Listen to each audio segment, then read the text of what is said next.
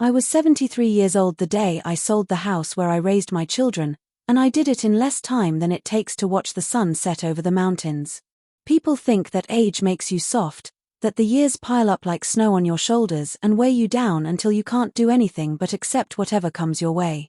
But I learned something in all those decades of living. Sometimes the heaviest thing you can carry is the expectation that you'll keep carrying it forever. Sometimes the only way to find peace is to set it all down, turn around, and walk into the wind with empty hands. It started on a Tuesday in October, one of those crystalline autumn days when the light comes through the windows like honey and you can smell wood smoke from someone's chimney down the road. I'd made apple pie that morning, the way I'd been making it for 45 years, with cinnamon and a touch of cardamom that was my own secret. My hands weren't as steady as they used to be, and the lattice work on top came out a little crooked, but I didn't mind. I was expecting my daughter Sarah and my son Michael for dinner that evening, along with their families. It had been 3 months since I'd seen them all together, 3 months since my husband Robert passed away and left me in this big house with nothing but memories hanging in every corner like old photographs. I set the table with the good china, the set that had belonged to Robert's mother, each plate painted with tiny blue flowers that looked like they might blow away if you breathed on them too hard. I polished the silverware until I could see my face in the spoons, distorted and strange, an old woman's face that still sometimes surprised me when I caught my reflection. When had I become this person with silver hair and lines around my eyes like rivers on a map? Inside, I still felt like the girl who'd married Robert in a summer rainstorm, both of us laughing as we ran from the church to the car, my dress soaked through and clinging to my legs. They arrived just after 5 o'clock, and I heard the car doors slamming like gunshots in the quiet of the evening. My heart lifted the way it always did when my children came home, that old instinct that never dies no matter how old they get or how far they drift. But when they walked through the door, I could see it in their faces, that look people get when they've been talking about you, planning something, rehearsing their lines. Sarah's smile was too tight, and Michael wouldn't quite meet my eyes. We sat down to dinner, and I served the roast chicken I'd spent all afternoon preparing, the skin golden and crackling, the meat falling off the bone. I'd made mashed potatoes the way they liked them, whipped with butter and cream until they were clouds on the plate. I'd steamed green beans and glazed carrots and baked rolls that filled the house with the smell of yeast and warmth. But nobody said much about the food. They picked at their plates, and the conversation felt like walking on ice, each word careful and measured, testing to see if it would hold weight. Finally, over dessert, Michael cleared his throat. He was 51 years old, my son, but in that moment he looked about 12, the way he used to look when he had to tell me he'd broken something or gotten in trouble at school. "Mom," he said, "we need to talk about the house." I set down my fork and looked at him, then at Sarah, who was staring at her pie like it might tell her fortune. "What about the house?" I asked, though I already knew. You don't live 7 decades without learning to read the weather in people's faces. Sarah took over, her voice gentle but firm, the way she probably talked to her own children when she needed them to understand something they didn't want to hear. "You're alone here now," she said. "This place is too big, too much for you to manage. We've been looking at some options. There's a wonderful assisted living community just 20 minutes from my house. They have activities, nurses on staff, people your own age. You'd be safer there, and we'd worry less." I felt something cold settle in my stomach, heavy as a stone. "I don't want to live in a community," I said quietly. "I want to live in my home." Michael leaned forward, his hands clasped on the table. "Dad's gone now, Mom. You're here all by yourself. What if something happens? What if you fall, or have a medical emergency? We can't keep driving out here to check on you. We have our own families, our own lives. I never asked you to drive out here," I said, and my voice came out sharper than I intended. "I've been managing just fine. But for how long?" Sarah's voice rose slightly, frustration creeping in around the edges. "You're not getting any younger. The house needs repairs, the roof, the furnace, the plumbing. It's falling apart, and you can't keep up with it. We could sell it, use the money to pay for a nice place where you'd be taken care of. It's the sensible thing to do." The sensible thing.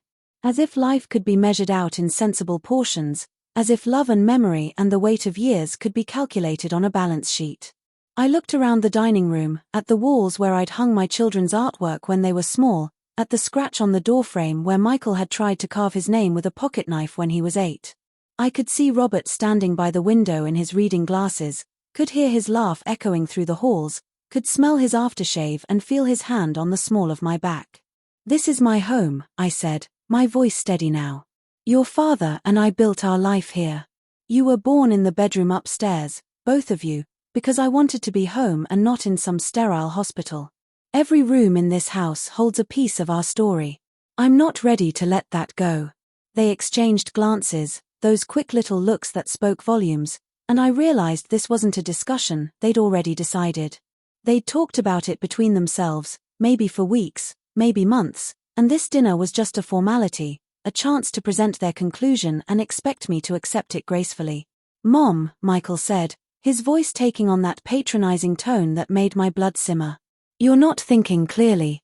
You're too emotional about this. We're trying to do what's best for you, but you're being stubborn." Stubborn. That word hung in the air like smoke. I'd been called stubborn before, usually by men who thought that any woman who knew her own mind and spoke it was somehow deficient, somehow flawed. Robert had never called me stubborn, he'd called me strong, determined, fierce in the most beautiful way. "So that's it, then?" I said softly. "You've made your decision, and I'm just supposed to fall in line? Pack up my life, abandon my home, and go quietly into some facility where they serve dinner at 4:30 and organize bingo nights?" Sarah reached across the table, but I pulled my hand back. "We're trying to help you," she said, and there were tears in her eyes now, but I couldn't tell if they were tears of frustration or genuine emotion. "Why can't you see that?" I stood up, my chair scraping against the hardwood floor.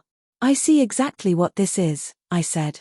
"This is you deciding what's convenient for you and dressing it up as concern for me. You don't want to drive out here. You don't want the responsibility. You want to clear your conscience by putting me somewhere you can visit on holidays and birthdays and feel like you've done your duty." "That's not fair," Michael said, standing up too, his face flushing red the way it used to when he was angry as a boy. "We've been patient with you. We've tried to have this conversation gently. But you're not leaving us any choice." "What does that mean?" I asked, though somewhere deep inside, I already knew. Sarah's voice was quiet, almost a whisper. "It means we can't keep doing this. Running out here, worrying about you, dealing with the stress of it all. If you won't listen to reason, if you won't accept our help, then maybe we need to step back. For our own sake, and for our families." The silence that followed was thick enough to choke on. I looked at my children, these people I had carried in my body, nursed at my breast, rocked to sleep through countless midnight hours. I had bandaged their scrapes and wiped their tears and sat up with them through fevers and nightmares. I had sacrificed and struggled and given them everything I had to give, and now they stood in my dining room telling me I was inconvenient. "Get out," I said quietly. "Mom," Sarah started, but I held up my hand. "No. You've said your piece. You came into my home, ate my food, and told me I'm too much trouble for you. You want to step back. Then step back. Get out of my house." Michael's jaw tightened. "You're not stepping foot in this house until you apologize," he said. "Until you can have a rational conversation about your future. We're your children, and we deserve respect." I laughed then, a sound that came from somewhere deep and bitter. "Respect? You want to talk to me about respect?" "We're leaving," Sarah said, gathering her purse, her face pale. "But we're serious, Mom. You need to think about what we've said. You need to realize we're right about this. And until you can admit that and apologize for how you're acting, we can't be around you. It's too painful." They walked out, and I heard their cars start up, heard the gravel crunching under their tires as they drove away. I stood in the dining room with the remains of our meal still on the table, the apple pie barely touched, and I felt something break loose inside me. Not my heart, that had been broken before and healed itself in time. This was something else, something deeper. It was the final thread of obligation, the last remnant of the belief that family meant forever, that blood was thicker than pride or convenience. I cleaned up the dishes, washed them by hand even though we had a perfectly good dishwasher, because I needed to feel the hot water on my skin, needed to do something with my hands while my mind raced. And as I stood at the sink with soap bubbles up to my elbows, watching the last light fade from the sky, I made my decision. The next morning, I called a real estate agent I'd seen advertising in the local paper. Her name was Margaret, and she had a kind voice that reminded me of my mother's. She came to the house that afternoon, walked through the rooms with me, taking notes and photographs. She told me it was a beautiful property, that I could probably get a good price for it even though the market was uncertain. I told her I wasn't interested in probably, I wanted it sold, and I wanted it sold fast. How fast? She asked, looking at me over her reading glasses. Today, if possible. She blinked. Mrs. Morrison, I understand you're eager, but these things take time. We need to list it, stage it, have showings. I don't want any of that, I said. I want a cash buyer, someone who can close quickly. I don't care if I take less than market value. I just want it done. She studied me for a long moment, and I could see her trying to puzzle me out, this old woman who wanted to sell her home like it was nothing more than a used car. But then she nodded. I might know someone, she said. A developer who's been looking for properties in this area. He pays fair prices, and he can move fast. Let me make a call. By 3 o'clock that afternoon, I had an offer. By 5 o'clock, I'd accepted it. The developer didn't even want to see the inside of the house. He was buying the land, he said, planning to subdivide it and build something new. The house itself was just in the way, something to be torn down and forgotten. I signed the papers with a pen that leaked slightly, leaving blue ink on my fingers like a stain, like proof of what I'd done. Margaret looked concerned as I signed my name on the final document. Are you sure about this, Mrs. Morrison? Once this is done, there's no going back. Don't you want to talk to your family, make sure they know? My family, I said, the words tasting strange in my mouth, made their position very clear. I had 30 days to vacate, but I didn't need that long.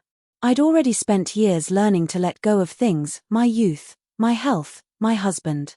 What were a few more possessions? I kept the photographs, my mother's wedding ring, Robert's favorite sweater that still smelled faintly of him if I buried my face in it. I kept the letters we'd written to each other during the war, tied with a ribbon that had faded from red to pink. Everything else could be sold or donated or left for the developer to haul away with the rest of the debris. I found a small apartment in town, a one-bedroom place with big windows and a view of the park. It was clean and anonymous, the kind of place where no memories lived in the walls, where I could start over or simply exist without the weight of history pressing down on me.